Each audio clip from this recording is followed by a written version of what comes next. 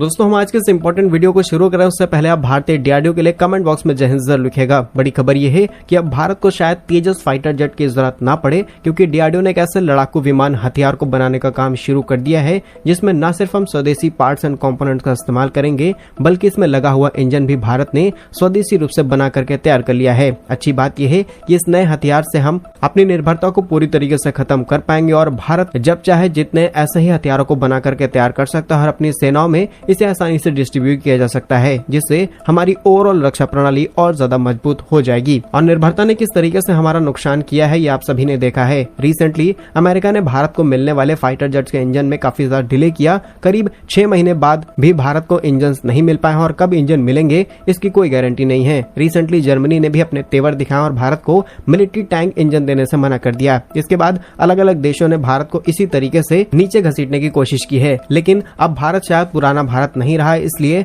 हमें ऐसे हथियार बनाने की बेहद जरूरत है। तो क्या है डीआरडीओ का नया प्रोजेक्ट, इस वीडियो में जानते हैं। बस हमें सपोर्ट करने के लिए इस वीडियो को छोटा सा लाइक और चैनल को सब्सक्राइब जरूर कीजिएगा। दोस्तों वैसे तो ये खबर कुछ समय पहले ही सामने निकल के आई थी, जहां पर बताया गया कि डीआरडीओ की तरफ से फूफा यानी कि फ्यूचरिस्टिक अनमैन्ड फाइटर एयरक्राफ्ट को बनाने का काम शुरू किया जा रहा है, जिसे स्टेल्थ विमान के रूप में देखा जाएगा, यानी कि दुश्मन का रडार इसे पकड़ नहीं सकता। और ये तेजस फाइटर जेट की तुलना में काफी ज्यादा छोटा होगा, लेकिन इसके फीचर लगभग तेजस फाइटर जेट से ही होंगे। और यहाँ पर हमें किसी भी ह्यूमन को इसके अंदर नहीं भेजना होगा और ये सारे ऑपरेशंस अपने दम पर और कई फंक्शंस रिमोट के जरिए कंट्रोल करते हुए कर पाएगा। अगर हम इसकी कुछ विशेषताओं की बात करें तो इसकी पहली खासियत है स्टेल्थ विमान, यानी कि इसके ऊपर तमाम वो फीचर्स एंड सेंसर्स लगाए गए हैं जिससे दुश्मन इसे आसानी से अपने रडार में पकड़ नहीं पाएगा। दूसरा, ऑफेंसिव क्षमता, यानी कि ये पूरी तरीके से सक्षम है हवाई हमले करने के लिए, अपने साथ विभिन्न प्रकार के हथियार मिसाइल ले जा सकता है। तीसरा इंपॉर्टेंट फीचर है कि इसके पास है एयर सपोर्ट, यानी कि फूफा अगर आसमान के अंदर उड़ रहा है और ये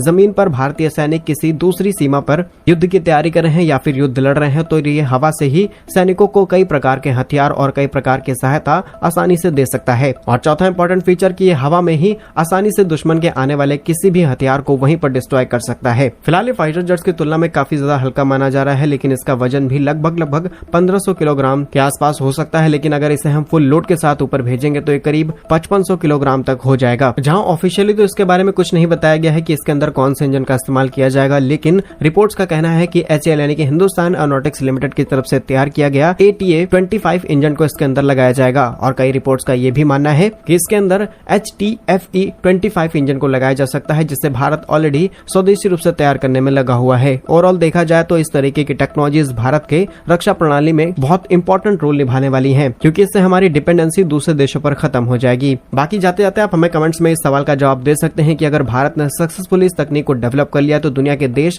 जो भारत को हथियार बेचने में लगे रहते हैं, खासकर फाइटर जेट्स, वो भारत के इस प्रोजेक्ट को रोकने की कोशिश करेंगे या फिर नहीं, खासकर अमेरिका जैसा देश। कमेंट्स में अपनी राय यस और नो के साथ जरूर लिखिए। भारत के सही वीडियोस पाने के लिए वीडियो को लाइक और चैनल को सब्सक्राइब जरूर कीजिए। वंदे मातरम, भारत माता की जय।